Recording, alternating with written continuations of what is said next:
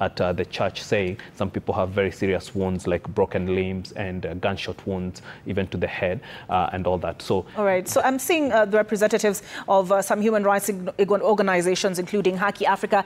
That is Khalid, who is about to address the press there. Yes. Let's listen and then we'll continue the conversation later. Sure. Khalid ni moja wanaharakati. We rushed here after we heard that the injured have been rushed here. We've spoken to some of the doctors. Wametuambia that they've received 2 dead. When they arrived, they were already dead. One was shot in the head, and the other one was already dead. I don't know where he was injured. They've also informed us that so far they have treated around 125. 125, most of them injuries, soft tissue injuries. Others were injured in different places. But it's really sad to see these kinds of injuries, because this procession, this protest was largely peaceful. And we didn't expect that, these kinds of fatalities would be reported, these kinds of injuries would be happening. We are very saddened, and we want to inform the state that Kenya has moved many years from those dark days, and we are not in a police state. Yes. And the police should not use excessive force on peaceful, youthful protesters. We will work with the necessary institutions, we will work with the necessary authorities to make sure those that have been killed, those that have been injured, they get justice. We cannot allow, any use of excessive force like this. And we are committed to ensure that the message gets through, that the government listens to the people. Kenya is a country that is governed by a rule of law. Yes. And police cannot use excessive force on peaceful protesters like this. Yes. Over 100 people have been treated here. Yes. We cannot have such kind of a situation. And we will stand firmly with those that are injured. We'll stand firmly with those that have been killed and make sure that they get justice. Taxes must fall. Yes, of course, this will not deter us from delivering the message. And the message is very clear.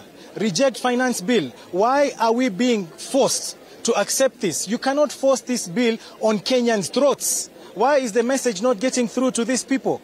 Yeah, 204 people against 54 million. Does that even make sense? So we are saying enough is enough. Listen to the masses. Listen to the people. Yes. Come down from your high seat and listen to the voices. You can't say you want to dialogue, then you are killing people. How is that dialogue when you're shooting live bullets at peaceful protesters? That is not right. That is unacceptable. Yes. We are living in a country governed by a constitution and the rule of law. Yes. Kwa nini munatumia live bullets against people? Yes. Why are you doing that? So this is unacceptable. Na tumesema enough is enough. Yes. And we must listen to the voices of the people. Yes. Well, right now we've informed IPOA. We, of course, are waiting for the next of kin to be informed. We can't just come in. Lazima tutafute familia za wale wameuliwa, waelezewe kwanza.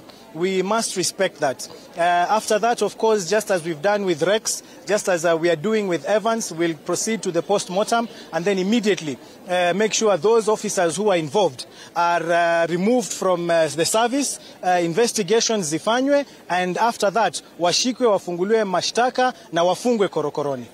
Out of the 125 casualties, how many have been informed are suffering from gunshot? Well, they can't count, but they told us definitely some of those wounds are as a result of shooting. We have quite a number that probably is soft tissue, but they said that out of the 125 or so, a good number, they said a good number, I can't tell the number, but they said a good number are gunshot wounds victims. So we currently have over 100 people at Jamia Mosque. So those are casualties that have not been reported. Currently we have people that are in Jamia Mosque. We have a Red Cross team ambao bado hawajafika hapa. Kwa hivyo namba ambazo Hussein Khalid amesema ni tofauti, ni wale ambao wako hapa Kenyatta National Hospital, lakini kuna wale ambao bado mpaka sasa hivi tunaweza kucollect. Lakini data itaweza kupotekana labda kesho ama kesho kutwa, lakini tunaomba sisi sote wale ambao wako saizi town tafadhali turudi nyumbani, manake tulikuwa tushaamua ni kuanzia saa 6 mpaka saa ngapi? Saa 11. Kwa hivyo tungewaomba wale saa 12 naarifiwa hivyo. Kwa wale Gen Z na wale ambao wamekuwa na sisi, tafadhali turudi nyumbani, tujipange na tuangalie vipi tutakavyoenda, si ndio? Yeah, we are appealing to the protesters, please, wherever you are, if you're listening, the time imefika. Please, let's end this now. Make sure you reach home when there is still daylight. Don't give them an excuse, because we know last time wale waliuliwa ilikuwa ni usiku, and this is the time when they send out goons to break into shops, to destroy property, and then they use that to kill more of our youth. So we are appealing to everyone who is out there right now. The message has been delivered. We've occupied parliament. Kila mtu amesikia message. Zakayo ashuke, reject finance bill. Please, please and please. Right now, let's make our way home peacefully, and we leave to protest another day. Thank you very much. Down finance bill.